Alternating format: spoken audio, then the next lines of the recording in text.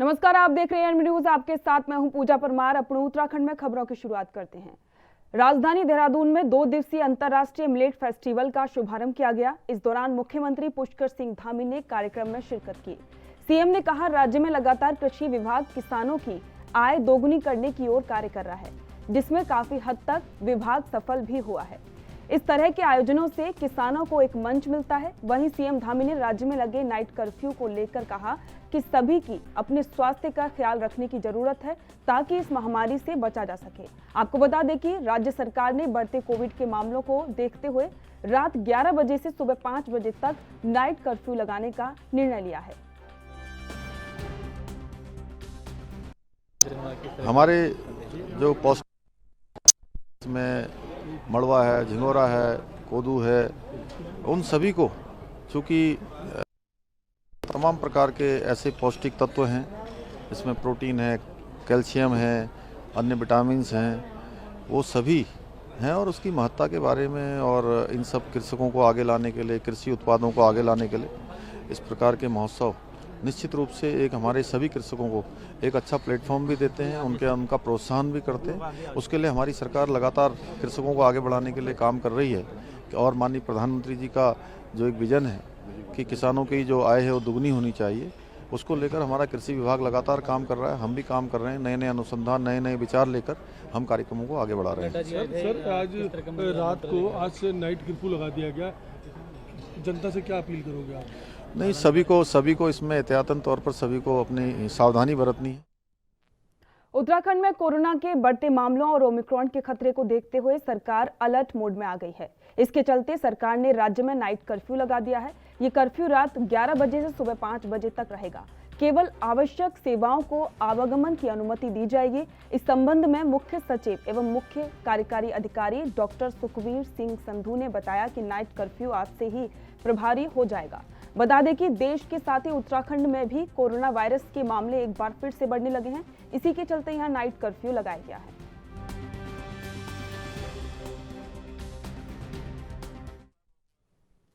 प्रदेश के मुख्यमंत्री पुष्कर सिंह धामी पिथौरागढ़ के 1 दिवसीय दौरे पर पहुंचे। तहसील गंगोली हाट के प्रसिद्ध महाकाली मंदिर में दर्शन करने के बाद महाकाली राजकीय इंटर कॉलेज गंगोली हाट के खेल मैदान में विभिन्न योजनाओं का लोकार्पण और शिलान्यास किया। साथ ही एक विशाल जनसभा को संबोधित किया। मुख्यमंत्री पुष्कर सिंह धामी ने कहा कि राज्य सरकार उत्तराखंड के समग्र विकास के लिए हर संभव प्रयास कर रही है। सरकार का निरंतर ये प्रयास रहा है कि जन भावनाओं के आधार पर फैसले लिए जाएं। जन समस्याओं का समाधान सरकार की शीर्ष प्राथमिकता रही है। सीएम ने गंगोली हाट में अगले सत्र से पशु चिकित्सा महाविद्यालय खोले जाने की घोषणा समेत क्षेत्र के विकास के लिए कई योजनाओं की सौगात दी।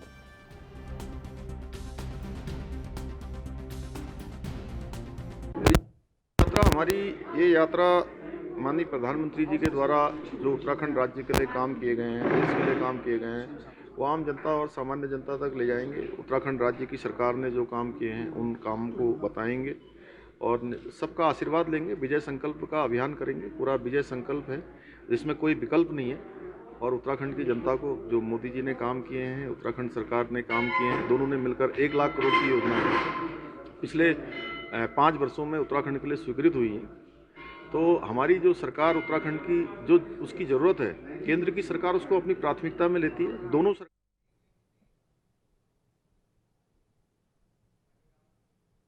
वक्त हो गया है ब्रेक का, जल्द लौटेंगे।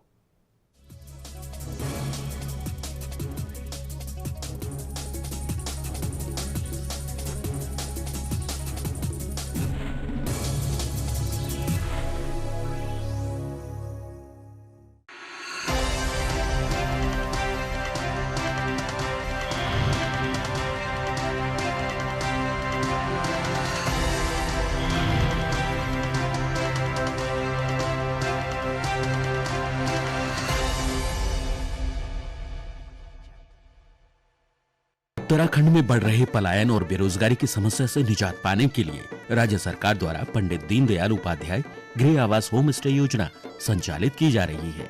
योजना अंतर्गत पर्वतीय क्षेत्रों में अधिकतम 15 लाख और मैदानी क्षेत्रों में अधिकतम 7.5 लाख रुपए की सब्सिडी, साथ ही ब्याज में भी पहले 5 साल तक 1 से 1.5 लाख रुपए तक छूट दी जा रही है। योजना द्वारा 1 से 6 कमरों का नया मकान बनाने या पुराने मकान के नवीनीकरण पर भी राजकीय सहायता दी जाएगी। होम स्टे में रजिस्ट्रेशन कराने के बाद आप अपने घर को होम स्टे की तरह भी चला सकते हैं। होम स्टे योजना के फायदे 1000, देगी सब्सिडी सबको सरकार, अतिथियों का करें सत्कार, अब घर बैठे पाएं रोजगार। It's been lovely. It's like a second home. विस्तृत जानकारी के लिए अपने जिले के पर्यटन कार्यालय से संपर्क करें अथवा उत्तराखंड पर्यटन की वेबसाइट पर ऑनलाइन आवेदन करें।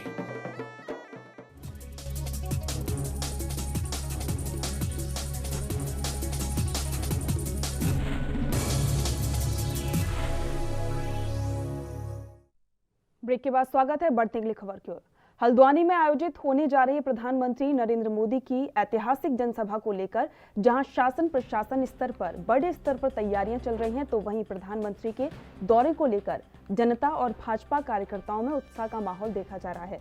जहां प्रधानमंत्री पर हल्द्वानी से कुमाऊं को बड़ी सौगात देने जा रहे हैं, तो वहीं भाजपा पदाधिकारियों और कार्यकर्ताओं को उनकी आयोजित जनसभा को लेकर घर घर जाकर लोगों को आमंत्रित करने का कार्य कर रहे हैं। प्रधानमंत्री के हल्द्वानी दौरे पर कांग्रेस चुटकी लेते हुए दिख रही है। कांग्रेस के प्रदेश प्रवक्ता दीपक बलियोटिया का कहना है कि देहरादून में जिस प्रकार से राहुल गांधी की जनसभा हुई थी, उससे बीजेपी घबरा गई है।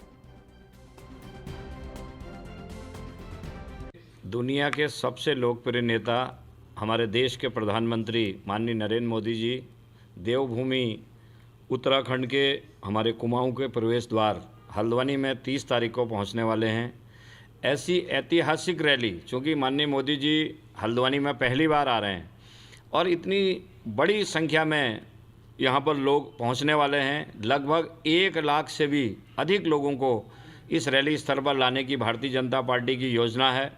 हमारे पूरे संगठन स्तर पर हमारी पूरा प्रयास है और हम दावे के साथ कह सकते हैं 1 लाख से भी अधिक लोग माननीय मोदी जी के विचारों को सुनने के लिए यहाँ पर आएंगे। राहुल गांधी जी की जो रैली से घबराई भाजपा, क्योंकि उसी मैदान में मोदी जी की भी रैली हुई थी जो पूरी तरह विफल रही, मैदान तक नहीं भर पाए भाजपाई लोग, और उससे घबराई भाजपा ने, आपने देखा होगा कि पहले अंतर्राष्ट्रीय स्टेडियम किया था, उनको भीड़ की डर सताने लगी। अगर भीड़ नहीं जुट पाएगी तो इन्होंने MB इंटर कॉलेज, जो शहर के बीच में एक छोटा मैदान है जो 7-8 हज़ार से ऊपर की गैदरिंग नहीं हो सकती, तो मैदान बदलने का काम किया। और यहाँ तक भी सुनने में आया है इन्होंने जो हमारे RTO ऑफिस डिपार्टमेंट में गाड़ियों को अधिग्रहण करने का काम किया है, किसी तरह बाहर राज्यों से लाके इस रैली को सफल बनाएं। यानी कि भीड़ दिखाने का काम कर रही है भाजपा, बजाय भीड़ दिखाने के। हल्द्वानी में 30 दिसंबर को प्रधानमंत्री नरेंद्र मोदी की जनसभा को लेकर कार्यकर्ताओं में खासा उत्साह देखने को मिल रहा है। पीएम मोदी की जनसभा को ऐतिहासिक बनाने के लिए किच्छा में हजारों कार्यकर्ताओं ने रैली निकाली। उधम सिंह नगर के किच्छा में सांसद प्रतिनिधि विपिन जल्होत्रा और ब्लॉक प्रमुख ममता जल्होत्रा के नेतृत्व में बीजेपी के विशाल रैली निकालते हुए जनता से हल्द्वानी कार्यक्रम में पहुंचने का निमंत्रण दिया।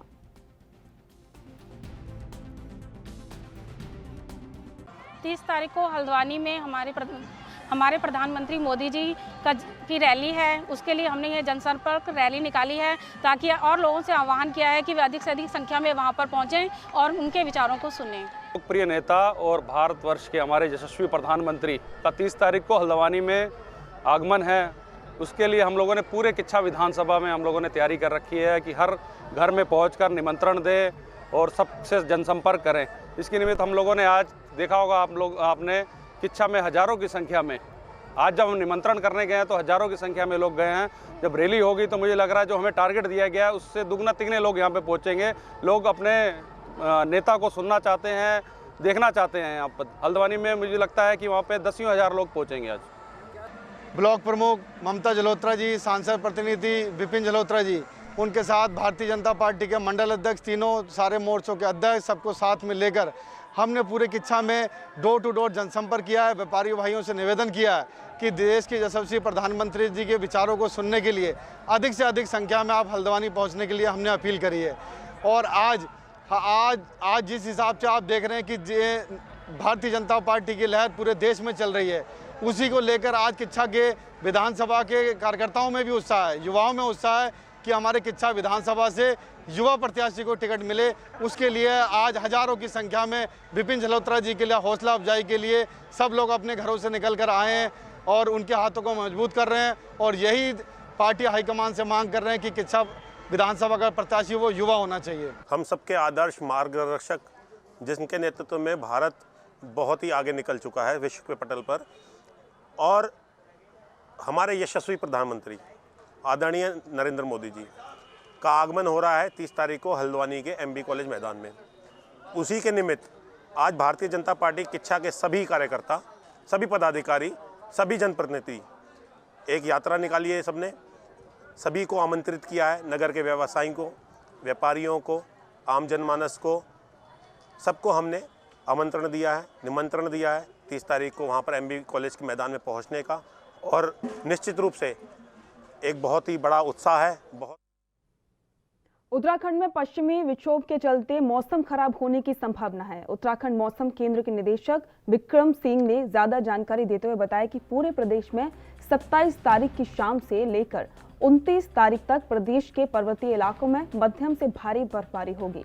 वहीं मैदानी इलाकों में बारिश होगी। प्रदेश के 3000 मीटर की ऊंचाई वाले क्षेत्रों में बर्फबारी होने की पूरी संभावना है और मैदानी इलाकों में मध्यम से भारी बारिश हो सकती है, जिसके कारण प्रदेश में 3 दिन भयंकर ठंड बढ़ने का आसार है।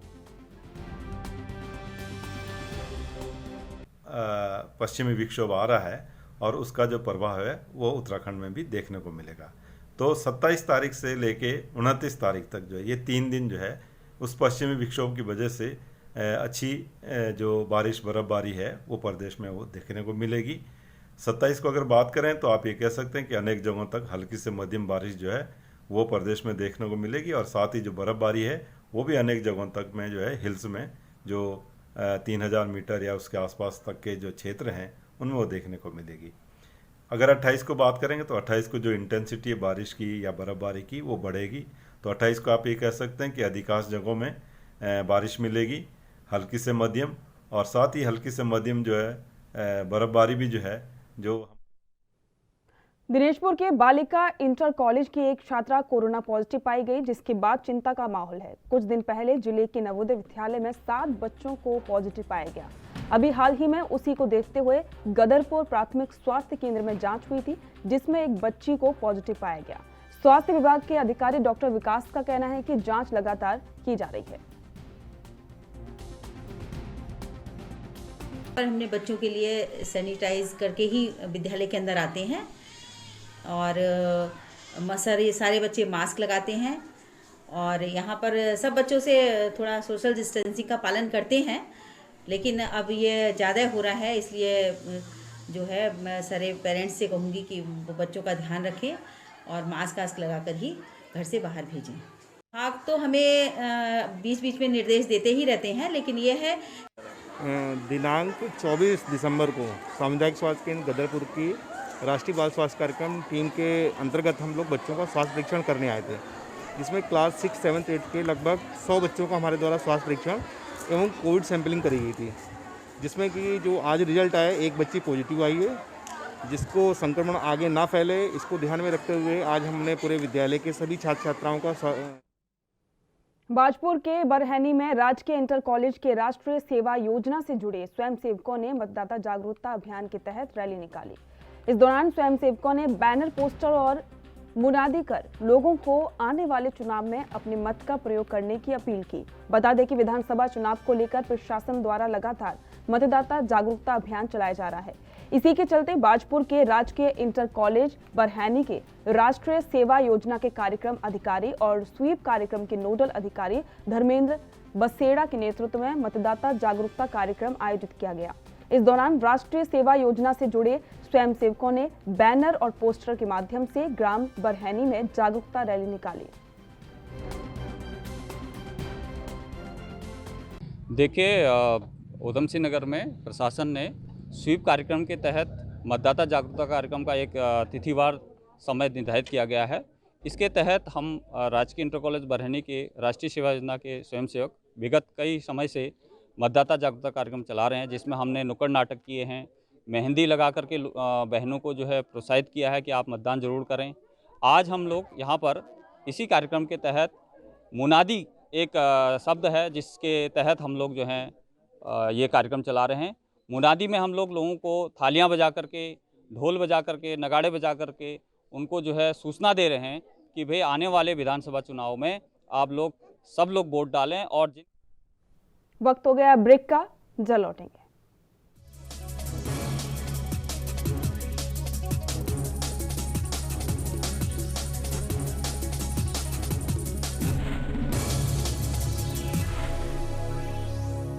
ਪੰਜਾਬ ਸਰਕਾਰ ਨੇ ਪਿੰਡਾਂ ਅਤੇ ਸ਼ਹਿਰਾਂ ਦੀ ਲਾਲ ਲਕੀਰ ਦੇ ਅੰਦਰ ਬਣੇ ਘਰਾਂ ਵਿੱਚ ਰਹਿਣ ਵਾਲੇ ਲੋਕਾਂ ਨੂੰ ਮਾਲਕੀ ਹੱਕ ਦੇਣ ਲਈ ਮੇਰਾ ਘਰ ਮੇਰੇ ਨਾਮ ਸਕੀਮ ਦੀ ਸ਼ੁਰੂਆਤ ਕੀਤੀ ਹੈ, ਜੋ ਕਿ ਇੱਕ ਵੱਡਾ ਫੈਸਲਾ ਹੈ। ਇਸ ਸਕੀਮ ਨੂੰ ਲੈ ਕੇ ਮੁੱਖ ਮੰਤਰੀ ਚਰਨਜੀਤ ਸਿੰਘ ਚੰਨੀ ਨੇ ਕਿਹਾ ਕਿ ਇਹ ਸਕੀਮ ਸਾਰੇ ਲੋਕਾਂ ਲਈ, ਖਾਸ ਕਰਕੇ ਲੋੜਵੰਦ ਅਤੇ ਪਿਛੜੇ ਵਰਗ ਲਈ ਵਧੇਰੇ ਲਾਭਦਾਇਕ ਸਾਬਿਤ ਹੋ ਰਹੀ ਹੈ। ਅਸੀਂ ਇਹ ਸਕੀਮ ਲੈ ਕੇ ਆਏ ਕਿ ਮੇਰਾ ਘਰ ਮੇਰੇ ਨਾਮ, ਜਿੰਨੇ ਪਿੰਡਾਂ ਦੇ ਵਿੱਚ ਲਾਲ ਲਾਈਨ ਦੇ ਅੰਦਰ ਘਰ ਹੈ ਸਾਰੇ ਤੁਹਾਡੇ ਆਪਣੇ ਨਾਮ ਕਰ ਦੇਣੇ ਆ। ਮੇਰਾ ਘਰ ਮੇਰੇ ਨਾਂ ਲਾਲ ਲਾਈਨ ਦੇ ਅੰਦਰ ਦੇ ਜਿੰਨੇ ਮਕਾਨ ਹੈ ਉਹਨਾਂ ਨੂੰ ਡਰੋਨ ਦੇ ਨਾਲ ਨਕਸ਼ੇ ਬਣਾ ਕੇ ਜਿੱਥੇ ਜਿੱਥੇ ਤੁਸੀਂ ਕਾਬਜ ਹੋ ਉਹ ਕਬਜ਼ੇ ਦੇ ਆਧਾਰ ਤੇ ਅਸੀਂ ਤੁਹਾਡੇ ਨਾਮ ਤੇ ਰਜਿਸਟਰੀਆਂ ਕਰਨੀਆਂ ਸ਼ੁਰੂ ਕਰਤੀਆਂ। ਕੋਈ ਪੈਸਾ ਤੁਹਾਡਾ ਨਹੀਂ ਲੱਗਣਾ, ਸਾਰਾ ਸਰਕਾਰ ਵੱਲੋਂ ਤੁਹਾਨੂੰ ਸਨਦਾਂ ਬਣਾ ਕੇ ਅਸੀਂ ਦੇਣੀਆਂ। ਦਰਅਸਲ ਇਹ ਸਕੀਮ ਪਹਿਲਾਂ ਸਿਰਫ ਪਿੰਡਾਂ ਵਿੱਚ ਰਹਿਣ ਵਾਲੇ ਲੋਕਾਂ ਲਈ ਹੀ ਸ਼ੁਰੂ ਕੀਤੀ ਗਈ ਸੀ, ਪਰ ਹੁਣ ਇਸ ਸਕੀਮ ਨੂੰ ਲਾਲ ਲਕੀਰ ਖੇਤਰ ਵਿੱਚ ਪੈਂਦੇ ਸ਼ਹਿਰਾਂ ਦੇ ਯੋਗ ਵਸਨੀਕਾਂ ਤੱਕ ਵਧਾਇਆ ਗਿਆ ਹੈ। ਇਸ ਤੋਂ ਇਲਾਵਾ ਮੁੱਖ ਮੰਤਰੀ ਚਰਨਜੀਤ ਸਿੰਘ ਚੰਨੀ ਨੇ ਕਿਹਾ ਕਿ ਪੁਰਾਣੇ ਮੁਹੱਲਿਆਂ ਵਿੱਚ ਲੰਬੇ ਸਮੇਂ ਤੋਂ ਬਣੇ ਘਰਾਂ ਵਿੱਚ ਰਹਿ ਰਹੇ ਲੋਕਾਂ ਨੂੰ ਵੀ ਇਸ ਸਕੀਮ ਤਹਿਤ ਸ਼ਾਮਿਲ ਕਰਕੇ ਇਸ ਦਾ ਲਾਭ ਦਿੱਤਾ ਜਾ ਰਿਹਾ ਹੈ ਤੇ ਬਸੇਰਾ ਨਾਂ ਦੀ ਇੱਕ ਹੋਰ ਸਕੀਮ ਦੇ ਤਹਿਤ ਲਾਲ ਲਕੀਰ ਤੋਂ ਬਾਹਰ ਝੁੱਗੀ ਝੌਂਪੜੀ ਵਾਲੇ ਖੇਤਰਾਂ ਵਿੱਚ ਰਹਿੰਦੇ ਲੋਕਾਂ ਨੂੰ ਵੀ ਮਾਲਕੀ ਹੱਕ ਦਿੱਤੇ ਜਾ ਰਹੇ ਨੇ। ਪੰਜਾਬ ਦੇ ਵਿੱਚ ਬਸੇਰਾ ਸਕੀਮ ਲੈ ਕੇ ਆਂਦੀ ਹੈ, ਜਿਹਦੇ ਤਹਿਤ ਜਿੰਨੀਆਂ ਪੁਰਾਣੀਆਂ ਬਸਤੀਆਂ, ਚਾਹੇ ਕੋਈ ਬਗਾਲਾ ਬਸਤੀ ਬਣੀ ਵੀ ਹੈ, ਚਾਹੇ ਕੋਈ ਹੋਰ ਬਸਤੀ ਬਣੀ ਵੀ ਹੈ, ਸਲਮ ਏਰੀਏ ਹੈ, ਸਾਰਿਆਂ ਨੂੰ ਉਹਨਾਂ ਦੀ ਜ਼ਮੀਨ ਅਸੀਂ ਦੇ ਰਹੇ ਹਾਂ। ਇਹ ਸਕੀਮ ਅਸੀਂ ਲੈ ਕੇ ਆਏ ਹੈ। ਜ਼ਿਕਰਯੋਗ ਹੈ ਕਿ ਮੁੱਖ ਮੰਤਰੀ ਖੁਦ ਵੀ ਕਈ ਵਾਰ ਆਪਣੇ ਸੰਘਰਸ਼ ਦੇ ਦਿਨਾਂ ਦੀ ਚਰਚਾ ਕਰ ਚੁੱਕੇ ਨੇ ਤੇ ਇਸੇ ਦਾ ਨਤੀਜਾ ਹੈ ਕਿ ਉਹ ਗਰੀਬ ਤੇ ਬੇਸਹਾਰਾ ਲੋਕਾਂ ਦੀ ਮਦਦ ਲਈ ਹਮੇਸ਼ਾ ਤਤਪਰ ਰਹਿੰਦੇ ਨੇ।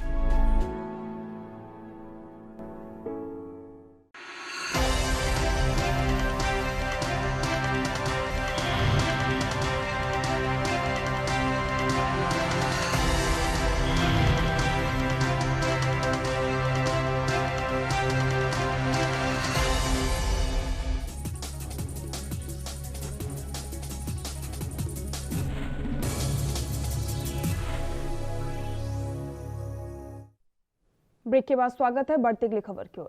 बाजपुर के राजकीय प्राथमिक उच्च प्राइमरी विद्यालय बरहैनी में जिला खेल प्रतियोगिता विभाग ने कराटे प्रशिक्षण शिविर आयोजन किया। बता दें कि प्रदेश सरकार सरकारी विद्यालय में पढ़ने वाली छात्राओं को शिक्षा के साथ साथ आत्मरक्षा करने की भी जानकारी उपलब्ध करा रही है, जिसके चलते 30 दिवसीय कराटे प्रशिक्षण शिविर आयोजित किया गया। विद्यालय की प्रधानाचार्य छाया भट्ट ने बताया कि कराटे सीखने के लिए छात्र छात्राओं में काफी उत्साह बना हुआ है।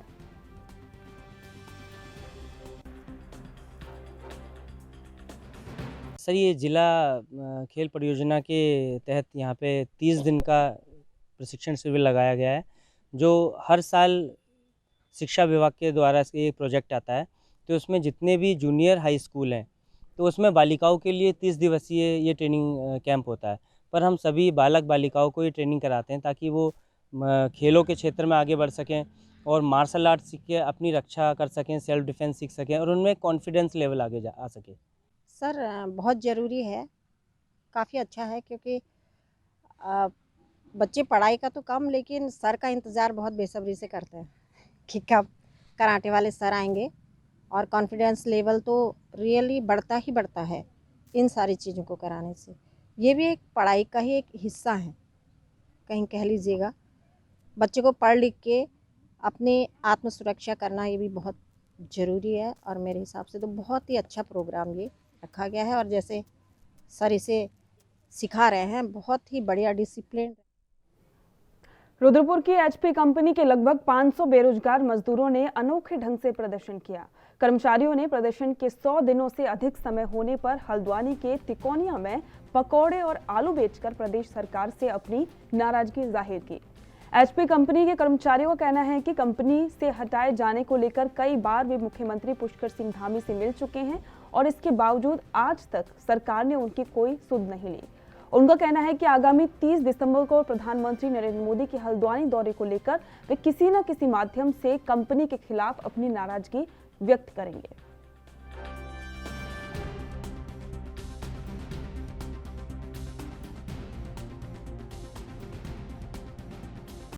धरनारत हुए एलसी कार्यालय में 117 दिन से अधिक हो गए हैं, लेकिन ये शासन, ये प्रशासन कोई भी हमारी चीज़ों को सुनने के लिए राजी नहीं है। और हमने जो है शासन में, प्रशासन में हर जगह अपनी गुहार लगाई है। माननीय पुष्कर सिंह धामी जी से हम 5 बार मिल चुके हैं, उनको अपना ज्ञापन भी दिया, लेकिन उनके द्वारा धरातल पर कोई काम इसमें नहीं किया जा रहा है।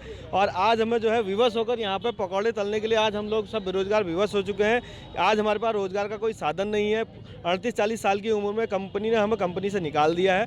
तो ऐसी हालत में आज जो प्रधानमंत्री जी बातें करते थे 2 लाख रोजगार देने की, 2 करोड़ रोजगार देने की, वो आज यहाँ पर आपको दिख रहा है कि जिनका रोजगार था उनका रोजगार भी छीन चुका है। और अब आगे की कार्रवाई ये है कि हम अपने आंदोलन को और उग्र करेंगे।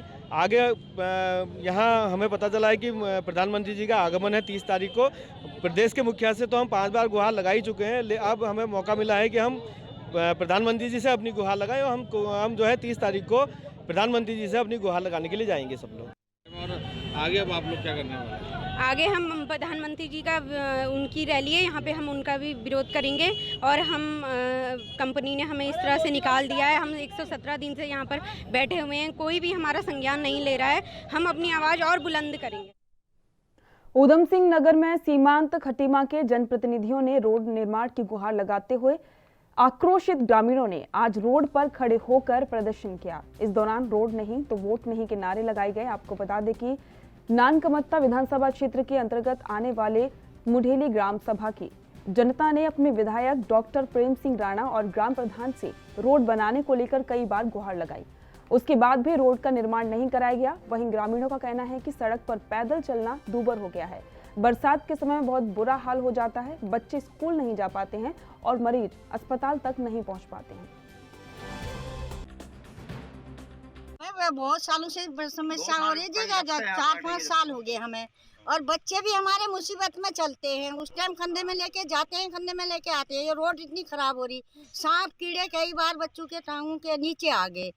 अब ऐसे कैसे होगा हिसाब? अब वोट बाट भी मांगने आओगे, दोगे तो कैसे देंगे हम? हाथ जोड़ते हैं, मतलब ये रोड हमारी बननी चाहिए। प्रधान से भी कहा था, प्रधान ने सुना नहीं, कुछ भी कई बार से कह दिया प्रधान जी से भी, और सुना है अनसुनी कर देते हैं। हाँ कर जाएंगे, फिर कुछ मतलब ही नहीं। वोट लेने के लिए तो आया होगा, वोट लेके लिए आएंगे, अब आएंगे, फिर आएंगे, रोज ही आते हैं। प्रधान कितने क्या करते हैं उसमें बताओ? अब ये समस्या होगी, बरसात में तो बिल्कुल चलने लायक नहीं होता, बड़ी मुसीबत से चलते हैं। आजकल तो ये सूख गया, आप थोड़े बहुत चल भी रहे, नहीं बरसात में हमारे से बिल्कुल नहीं। हमारे बच्चे भी परेशान हैं, स्कूल। हरिद्वार से बीजेपी नेता नरेंद्र चंदेल का एक अश्लील वीडियो जमकर वायरल हो रहा है। यहां आत्मनिर्भर भारत शरद महोत्सव मेला के नाम पर बार बालाओं को बुलाया गया और जमकर अश्लील ठुमके लगाए गए। रानीपुर विधानसभा के ग्राम रावली महदूद के ग्राम प्रधानपति प्रमोद पाल ने भी मेले में अश्लील डांस का जमकर लुत्फ उठाया। इस पूरे घटनाक्रम पर आम आदमी पार्टी के नेता प्रशांत राय ने अपनी प्रतिक्रिया दी है।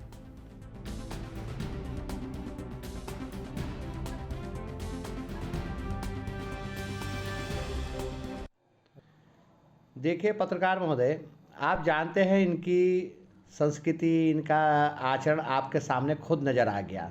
ये मुंह में राम बगल में छुरी वाला हाल है, दिखाते कुछ हैं करते कुछ हैं। आपका असली चेहरा इनके सामने, जो वीडियो वायरल हो रखी है जिसमें ग्राम प्रधान भी बैठे हुए हैं और इस तरह के डांस अश्लील गाने चल रहे हैं, ये क्या हिंदू संस्कृति में इसको अच्छा माना जाता है? इसको क्या कहेंगे हम? ये दिखाएंगे कुछ, बताएंगे कुछ, करेंगे कुछ, लेकिन ये जनता के धर्म के ठेकेदार बनते हैं। लेकिन इन्हें शर्म आनी चाहिए। बीजेपी को इस बात को देखना चाहिए और सांसद जी को देखना चाहिए, विधायक जी को देखना चाहिए। इस तरह से इनके प्रतिनिधि, इस तरह से इनके प्रधान समाज में अराजकता और गंदी सोच का। काशीपुर के कटोरा ताल चौकी पुलिस ने रात्रि गश्त के दौरान 2 सगे भाइयों को 8.2 ग्राम स्मैक के साथ गिरफ्तार किया। पुलिस ने उनके खिलाफ एनडीपीएस एक्ट के तहत मुकदमा दर्ज किया है। जानकारी के अनुसार पुलिस गश्त के दौरान गंगे बाबा रोड स्थित कब्रिस्तान के पास 2 संदिग्ध युवक दिखाई दिए जो पुलिस को देखकर भागने लगे। पुलिस ने पीछा कर उनको पकड़ लिया। तलाशी लेने पर उनके कब्जे से स्मैक बरामद हुआ। काफीवल कोतवाली क्षेत्र में जितने भी ये स्मैक का जो धंधा लोग कर रहे हैं और स्मैक का जो चलन चल रहा है, इसके लिए हमने एक टीम बनाई है। उस टीम ने कल रात को चेकिंग के दौरान 2 लोगों से करीब 8 ग्राम स्मैक हम लोगों ने बरामद की है, पकड़ी गई है। हम लोग पता कर रहे हैं कि ये स्मैक कहाँ से आती है और किस किस को उन्होंने यहाँ बेचना था। अभियोग पंजीकृत कर लिया गया है। दोनों मुलजिमों को हमने न्यायिक हिरासत में ले लिया है। और इसी के साथ अपनों उत्तराखंड में फिलहाल इतना ही। देखते रहिए ANB न्यूज़। नमस्कार।